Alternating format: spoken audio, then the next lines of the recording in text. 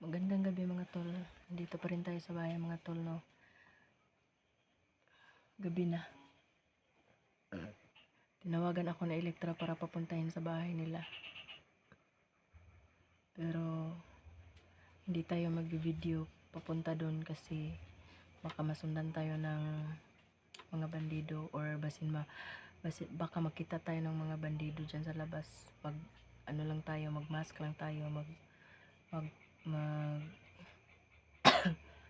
sombrero. Baka kasi may bandido nakaabang dyan sa labas, nagmamanmal din sa atin. Kaya dubli ingat tayo, magmamasid-masid tayo sa paligid. Medyo madilim dito mga tol kasi pinatay ko yung ilaw. Pasensya na kayo mga tol, inuubo ako. Pinatay ko yung ilaw para hindi malaman ng mga bandido na may tao sa bahay. Mamaya-maya aalis na tayo, pupunta tayo doon. Pero hindi tayo magbe-video. Siguro pag-uusapan namin ni Elect kung ano ang gagawin namin, anong paghahandaan namin papuntang gubat. Nak, pagkakutubig na ko.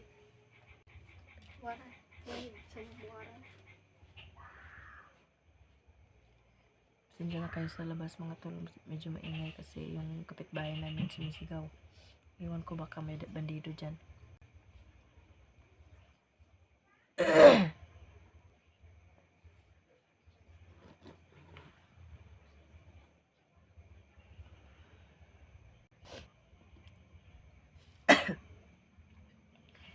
Ito pa rin, nangungulila pa rin sa anak. Kailangan ko na talagang bumalik ng gubat para mabawi ko ng anak ko.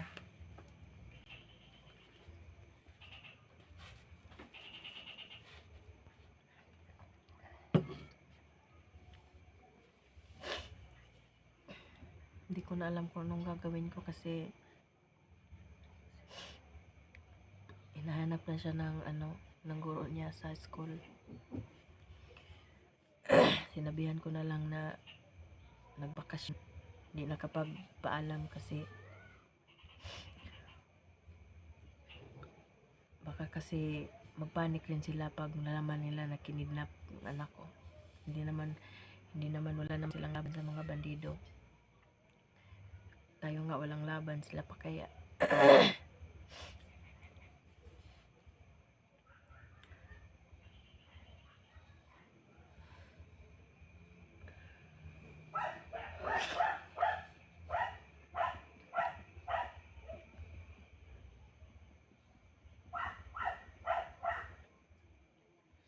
Aso ng kapitbahay natin tumatahol.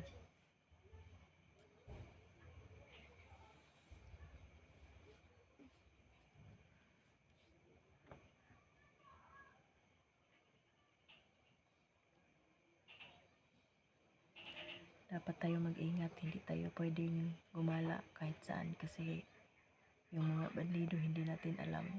Nakamasid lang din dyan sa labas.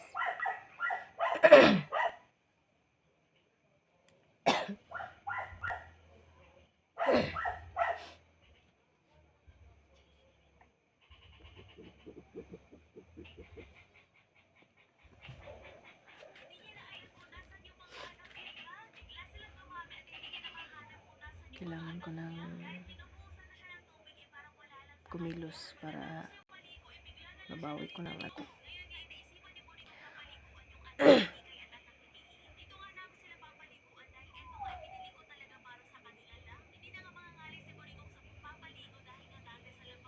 Nak, hinaan mo yung ano mo, makakasmarinig tayo ng ano. Hinaan mo.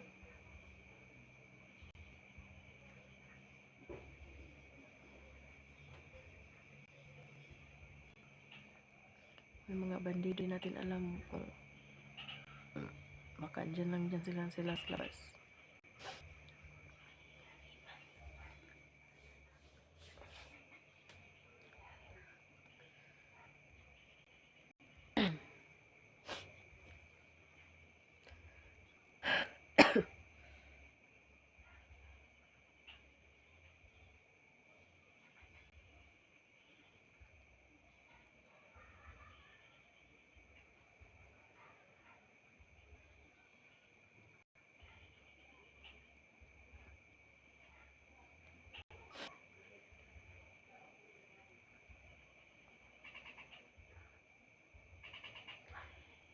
kailangan natin maging matalas ang pandinig natin para malaman natin kung merong mga kaluskos dyan sa labas. Malaman natin kung ano yon. Kasi yung video kakaiba sila kung kumilos. Medyo tahimik sila kung kumilos. Hindi natin nalalaman, baka mayroon na sila dyan sa labas. Hindi naman natin sila pwedeng silipin talaga kasi baka mamumukha tayo nila. Baka saktan nilang anak ko pag nalaman nila na para lang tayong So ngayon, wala pa naman akong nababalita na may inalay na bata si Commander Edwin kasi wala silang doon. Wala kaming dinala ni Budoy yung cellphone ni Commander Edwin.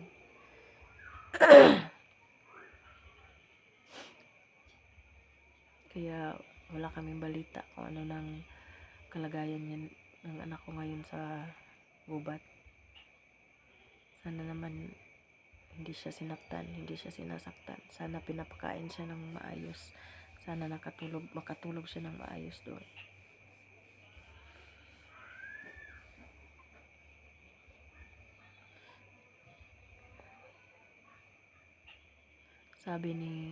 Pumunta kami ng Balon, sabi ni Lolo Dokyo. Sinabi ni Budoy sa amin na si Budoy lang ang may kapangyarihan na hindi alam ni Budoy.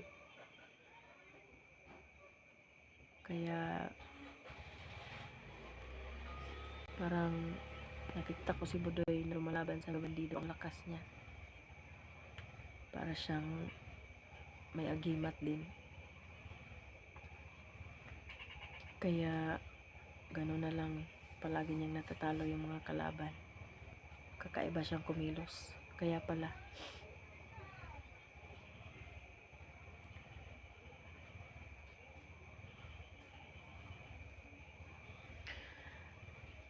tsaka nga pala salamat nga pala sa mga solid viewers ko, mga silent viewers ko. Salamat nga pala. Sana hindi kayo magsawa na panoorin ako.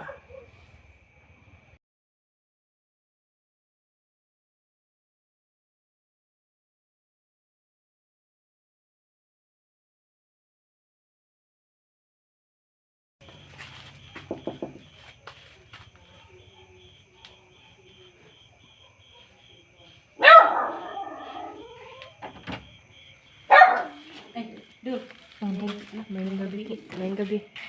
Mayong gabi. No, dito ako kasi pag-usapan natin ang Tinatawagan ko oo, kanina. pinatawag lang ako. Mas ako para hindi ako mapansin ng mga bandido sa labas. Saan si Budoy? Nandun sa kwarto Sa loob. Kumusta na kaya ang gubat ngayon? Ha? Ang gubat. Ewan ko kung ano na doon. Pero pagbalik natin doon sa bundok, yung mission natin is maano yung anak mo. Makuha ko yung anak ko. Hindi tayo pwedeng magtagal dito kasi yung anak mo na nandun pa sa bundok. Oo nga. Kailangan pa natin kunin yun. Kasi mga tinawagan ako kanina ni Elektra na papuntahin daw ako rito para pag-usapan yung pagpunta namin ng gubat. Tayong dalawa na lang magpunta doon. Kasi nag-aral na si Budoy. Oo. Tayong dalawa. Oo nga. Mag-ingat na lang tayo. Mag-ingat lang tayo.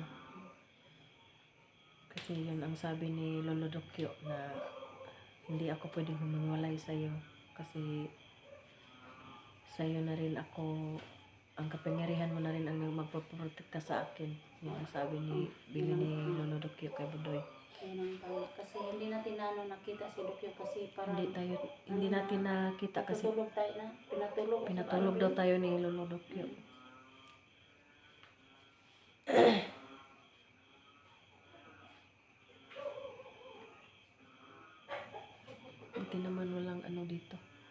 Sa amin, hindi ako na makalabas kasi baka may bandido sa labas. Dito, yung safety naman ako dito kasi pag kami lang dito yung anak ko, yung pintuan ko yan, nilalak ko yan. Palaging sarado. Oo, palaging sarado yan. Pag may tingin mo, dito lang ako sa may bintana nakatingin sa sa dumadaan. Ako nga palagi ko na lang sinisilip ng bahagya yung kortina para malaman kung anong nasa labas. Kasi yung aso doon, palaging tumatahol. Yan ang tama. Hindi tayo maging kampante kahit nandito tayo sa bahay. Kasi hindi Kaya natin alam, baka lusobin tayo. Sa ngayon mga tulong, kasama ko ngayon si Jenny Adventure po. Pag-support po sa kanyang channel, no? Sana po Tulungan natin supportahan na niyo ako. hilahin pataas yung bahay niya kasi bago lang po siya. No? Sana huwag kayong magsawa na panoorin ang video ko. Para lalong tumaas yung bahay ko. Yan ang tama din. Pasensya din dito sa bahay ko doon kasi malapit lang po sa kalsada yung bahay ko. Kaya maraming dumadaan ng mga motor dito. Maingay.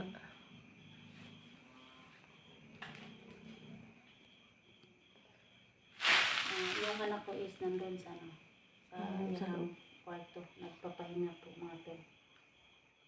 Kasi balik sa pag-aaral na yung anak ko mga to. Buti pa siya. Yung anak ko hindi na nakapag-aral. Yun ang mission natin na pagbalik natin sa bundok. Yun ang mission natin na tulungan yung anak mo. Makuha natin Sana sa makuha ko na yung anak ko.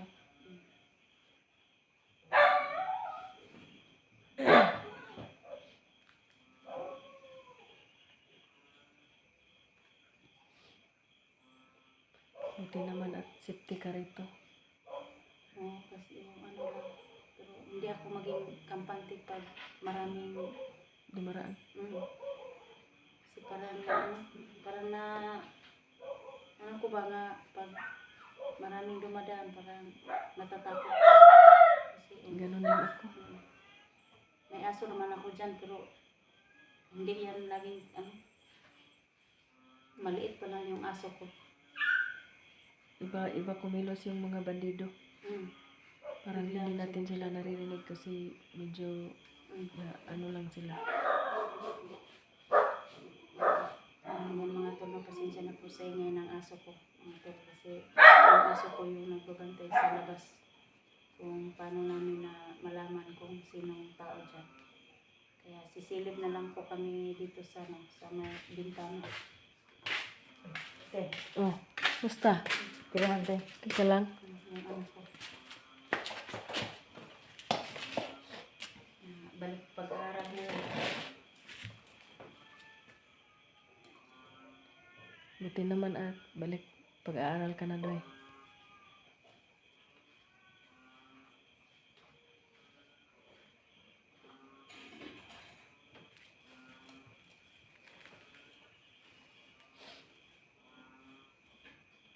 Yung anak ko hindi pa na kasi palagi na akong tinatanong ng nag-text na sa akin yung guro kung nasa na daw yung anak ko.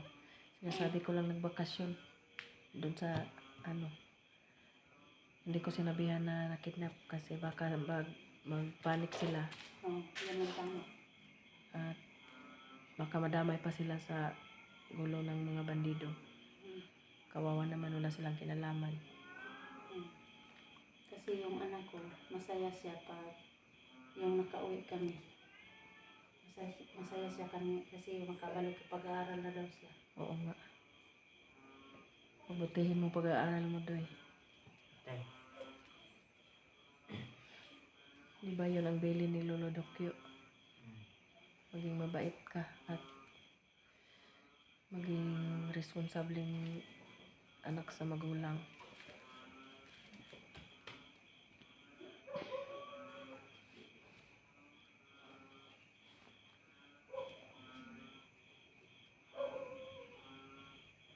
Yung maririnig mo lang dito, yung nagkukak ng palaka. Oh, yan. Oo.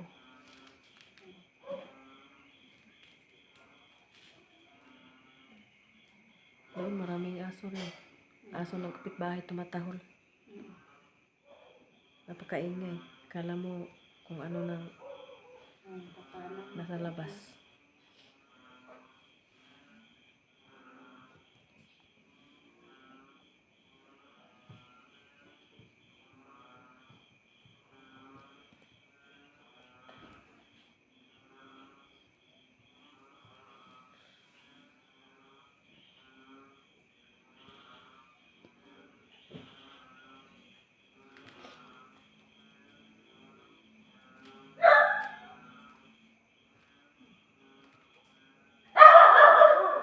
Medyo galit na galit yung aso.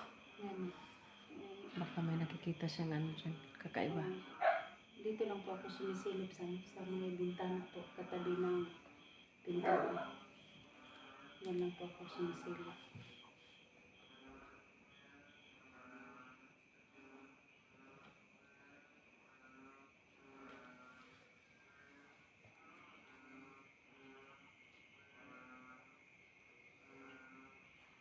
Ang pagbalik natin is dalawa na lang tayo. Dalawa na lang tayo. Kasi balik pag-aaral na si yung anak ko. Paano ito cellphone yung babe?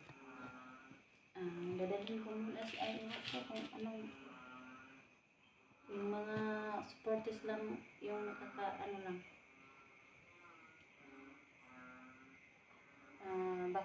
Baka bumalik na sa Baka bumalik na sa normal si Edwin. Si Commander Edwin. balik natin yan sa kanya kasi hindi naman yan sa'yo. Oo nga.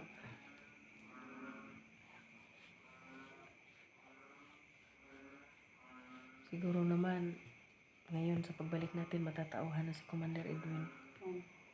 Sabi ng mga may nagsabi sa akin sa comment na sabuyan lang daw ng busan daw ng tubig galing sa balon si Commander Edwin para gumaling.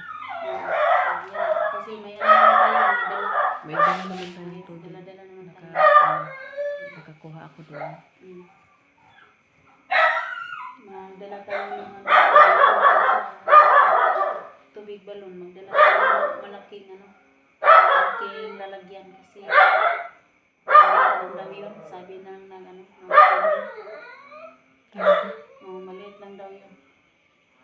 Kailangan na natin yung malaki. Malaki. Pwede rin.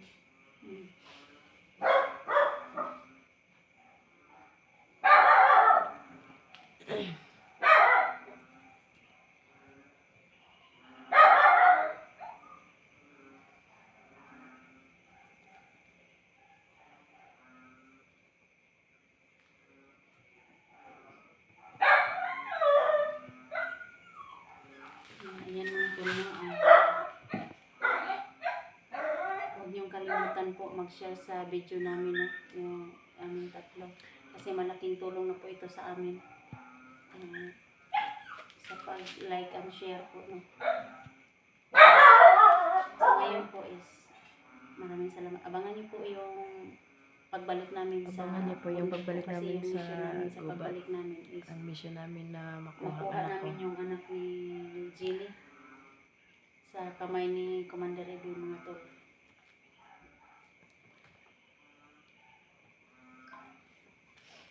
Sana patuloy niyo pa rin akong suportahan